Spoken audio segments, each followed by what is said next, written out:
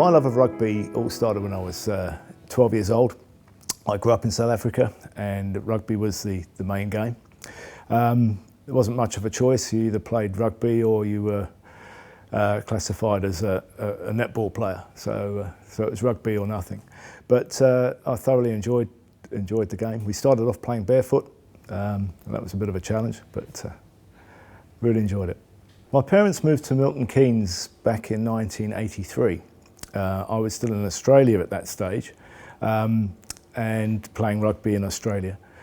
Then I went over to America and played in Dallas for the Dallas Harlequins. It was there that I met a chap called Bruce Tapp.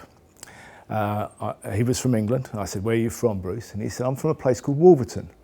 I said, "Well, I've never heard of Wolverton, but my parents live in a place called Milton Keynes." He very quickly corrected me to tell me that Wolverton was actually part of Milton Keynes. I said, "Well, I'm on my way there after my trip to the States, so I'll pop in and see you when you go back." He says, "Well, whatever you do, make sure you play rugby for Milton Keynes Rugby Club, and not for Bletchley and not for Olney." I didn't know what that meant at the time, but when I arrived here, I realised what the fierce rivalry was like with the local teams.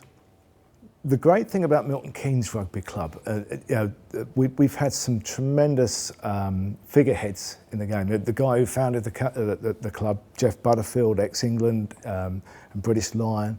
A great friend of mine, John Silk, who was chairman, president of the club, played back in the 70s. He was one of the true gentlemen of the club. And all the figureheads, the important people in the club, realised that in order to grow the club, we weren't going to live forever. We needed to have a grassroots feeder system to keep the club going as a going concern, but most importantly, to keep rugby in the community. We've got tremendous facilities here at the Valley, but the most valuable thing we have is our youth. And if you come here on a Sunday, it's fantastic. You see these youngsters running around. So that's our legacy. That's what we need to instill. Rugby has moved on. It's a professional game now. Even at our level, there's a sort of professional attitude towards it. The guys don't drink as much anymore. But we keep the bar tab going, the older guys. We regale them with our stories and so forth. But the legacy of rugby is all about the youngsters, and we need to keep encouraging the youngsters to play rugby and get the ethos of the game. You know, the respect for the referee, respect for the game. That's what's key.